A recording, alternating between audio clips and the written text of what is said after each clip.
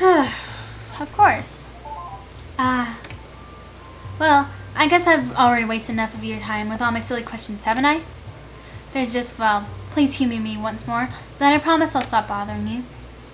Do you think I could ever see Earth? It's possible. Well, thank you for saying that. It just sounds so romantic, and I'd really like to see. Oh, well, you can see it someday. Thanks. Oh, wait. You can go back. There's a way to go back. No.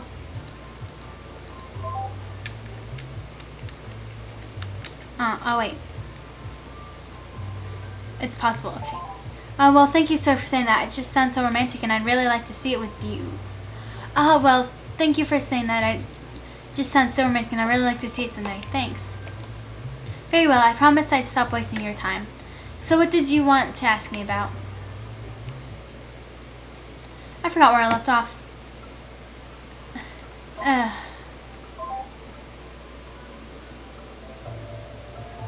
So I think that's where straight to hell is where I left off, right? Yeah, okay.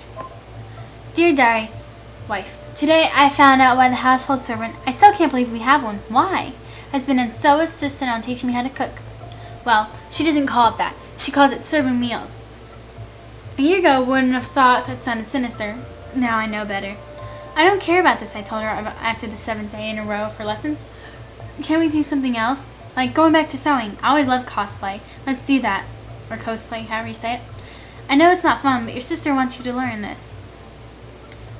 This too, and it's very important. Your father's concerned too. So take it seriously, please, young miss.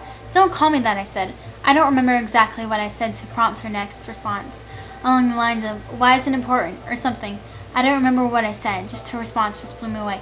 Oh yeah, I forgot, I think the little spoiler thing is coming up with the thing I was talking about earlier, like, are you gonna be surprised who the pale bride is? But, so you'll make a good wife, of course. Again, I don't remember what I said in response. Maybe I told her that I didn't want to. Maybe I told her that I was too young to care about that. Maybe I said I'd just go marry someone who was good at it himself when it was time to care about that. Whatever I said, she didn't take it seriously. Don't be silly, she said, as if I was obviously joking. Your father really is worried about your marriage next year. Now, it's not the time to joke around on the matter. My what? I asked her. Oh my, she said. He never told you? I'm sorry, forgive me. Pretend I said nothing. I didn't mean to ruin the surprise. I'm sure he'd want to explain the happy news himself. Are you serious? I asked. The idea didn't make any sense, but since then did anything in this hell make sense? She said yes. You're going to be so happy to hear who it is. He'd better explain, I shouted as I stormed off. He'd better. Oh no, it's not coming up. Oh, I want you to know that. Oh yeah, I think I'm coming up to where I stopped.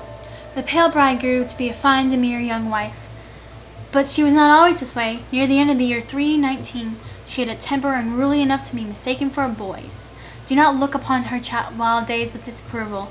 She was from another, less civilized time. Rather look upon her eventual submission as a testament to a good character. In fact, that she was able to overcome such a wild nature for the sake of the Kim family and the sake of her husband. One evening, she stormed into the common room while discussing business matters with the debatee. We need to talk, she demanded loudly. When I indicated I was busy, that only caused her to become even more louder. Right now! Embarrassed, I was forced to excuse them to address the child. Is this a joke? Are you serious? You made wedding plans? She shrieked at me. Please, calm yourself, I told her, and sat her down. After admonishing her for her rude interruption, I tried to do what I could to calm myself. It seemed that she had a rather bizarre set of expectations, that she wouldn't marry until she was many years after growing into a woman, that she would elope with her love-struck man who came her way, that no regard for her own chastity, and she would have no assistance or protection in finding a suitable husband. Simply put, her ideas were bizarre as they were dangerous, and for this she had gotten angry at the news rather than the excitement that would one expect from a girl who found out she would be getting a husband. Not even the sensational news that would be the emperor of all people would calm her. Oh, hi. Say, do you mind taking a break for a couple minutes to yeah, I just did. Fine, sorry. Forget I said anything. But, fudge, I just messed it up. No, I didn't. Look, I'm trying to be useful. Do you have to be so mean about brushing me off? Will you at least apologize for it? Yes, I'm sorry, I didn't mean to. Alright, it's fine then, thank you. I'm glad to hear that because, well, here, I have a log I think you'll want to see. I didn't mean to. Fudge. Just, well, why don't you read it for yourself? I'm sorry, you guys, I didn't mean to. I feel really bad now. I didn't mean to. Here comes this part though. Fudge, I didn't mean to do that. Dear Diary, this week I tried to convince the old man to put me back into stations by going on a strike. It didn't work. Honestly, on the plus side, at least I figured out where the stupid name they keep calling me came from.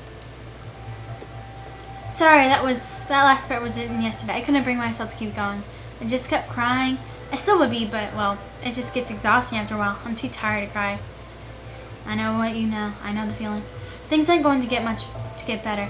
They can't get better. I'm not going to be put back into stations. I'll be dead by the time I'm 18. Why, oh, why did I ever agree to be frozen in the first place?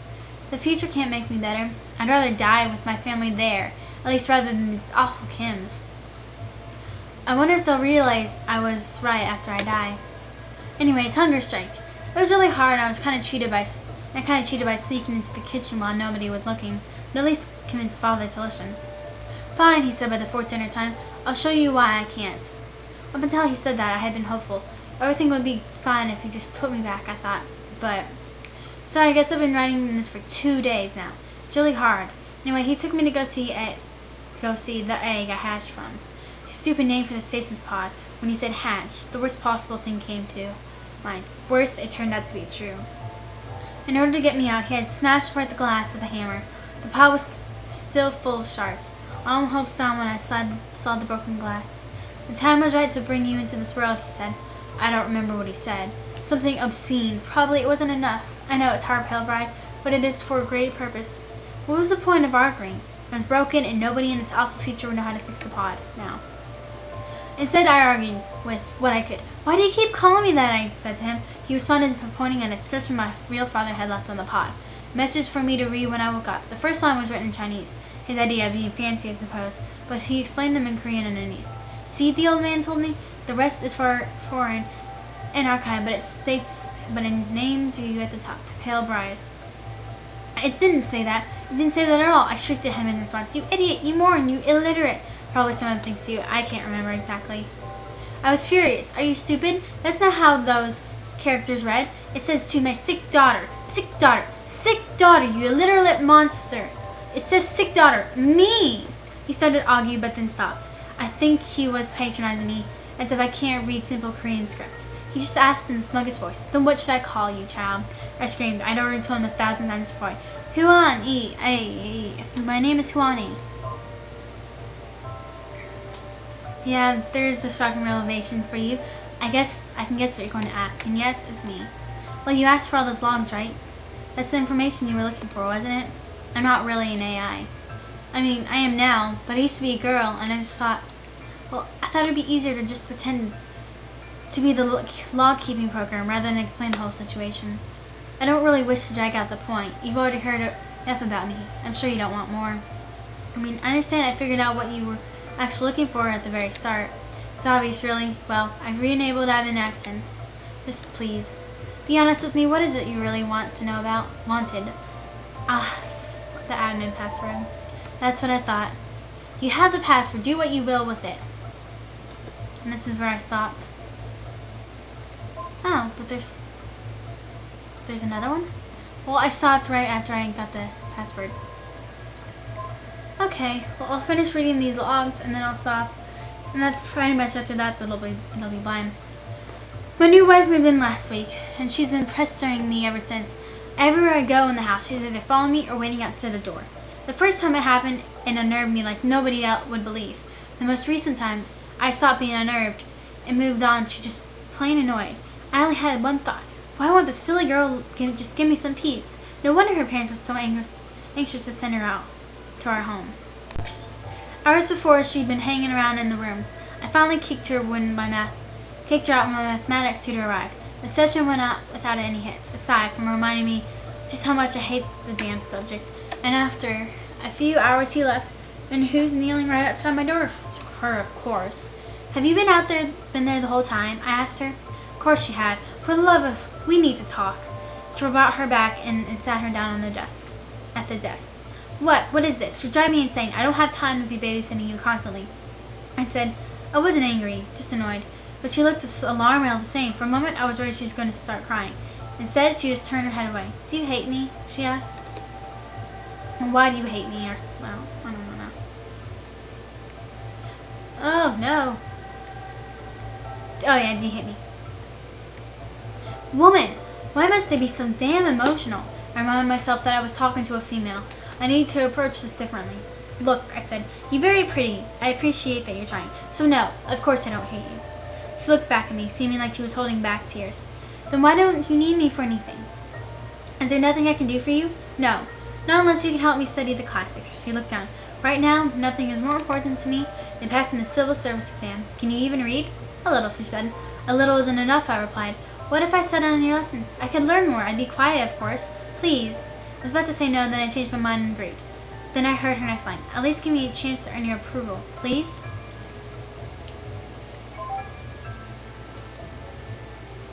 The new official.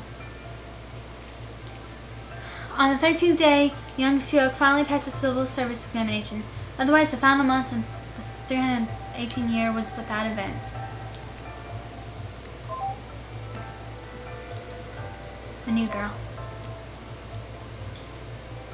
It seems as though there will be a new girl in the family. I don't really understand the details, but her name is the Pale Bride. It seems as though she's just a 13-year-old girl who had been kept inside a giant egg through some sort of magical technology passed through the Kim family over the generations. As I said, I don't understand how such a thing is possible, but she seems nice enough. Young Seok seems quite annoyed at her arrival. However, he explained to me why. He's planning to offer her as a concubine to the emperor. She's young and beautiful, and he's still without a son, so it'll probably go a long way in currying favor. And that's bad? I asked him. Not strictly, he admitted, but it means father doesn't have much faith in me. If he's making contingency plans that don't require my involvement, now I'll never know if my success was on my own merits or because the emperor thinks the girl he'll give him is cute. Did you ever tell him about your plan of working your way to becoming high magistrate? If he knows that, how can he think a contingency is necessary? He asked. Good question, he said, and left the room looking annoyed. To this day, these worries of his still seem to plague him, and I can't see him doing anything to relieve him of that. I think that is everything. I'm glad because my throat's really hurting because I'm getting sick as well, so this isn't good. So, can I speak with you? You have the password. Do what you wish with it. Okay. Well, that's all. I mean, see, this is where I was almost done. 90%. Yep. So the next part, kind of a spoiler, but here's the next person we talk to. Hey. So I will come back to this sometime later. I hope you all enjoyed, and don't forget to comment, like, and subscribe, and tell me what you think of it. Thanks. Bye.